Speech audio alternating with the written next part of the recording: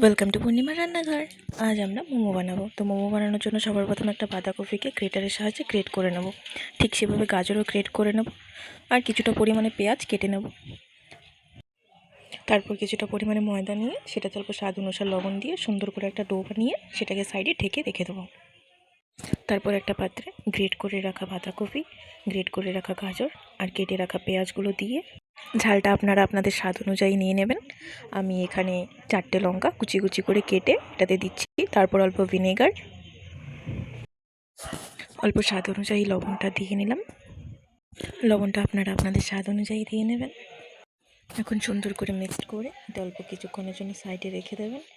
আর সবার শেষে এটাতে অল্প গোলমরিচ গুঁড়ো দিয়ে নেবেন টেস্ট অনুযায়ী।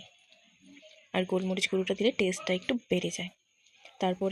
তারপর ডো করে রাখা ময়দাটা নিয়ে সেটা দিয়ে একটা ছোট্ট করে লেচি কেটে সেটা অল্প ছোট্ট করে হালকা করে বেলে নেব পাতলা করে। আর এদিকে আমরা স্যুপটা রেডি করে নেব। স্যুপটা রেডি করার জন্য একটা পাত্রে কিছুটা পরিমাণে জল, গ্রেট করে রাখা বাঁধাকপিটা দিয়ে দেবো, গ্রেট করে রাখা গাজরটাও দিয়ে দেবো, আমরা পরিমাণ মতো লবণটাও দিয়ে নেব। কিছুটা পরিমাণে আমরা সাদা তেল দিয়ে নিলাম। 1 চামচ গোলমরিচ গুঁড়ো দিয়ে দেবো। আমরা এটাতে কিছুটা পরিমাণে বাটার দিয়ে মিক্সড করে নেব।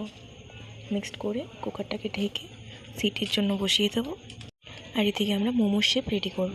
তো মোমোর শেপ রেডি করার জন্য সবার প্রথমে বেলে রাখা রুটির মতো ছোট্ট রুটিটা, সেটার মধ্যে কিছুটা পরিমাণে পুর ভরে সেটাকে একটা হালকা করে একটা ফ্লাওয়ার শেপে আমরা রেডি করছি। আমরা এখানে নর্মাল কিছুটা ফ্লাওয়ার শেপে রেডি করে নিলাম, আর কিছুটা যেটা রেগুলার শেপ হয় সেটা রেডি করব।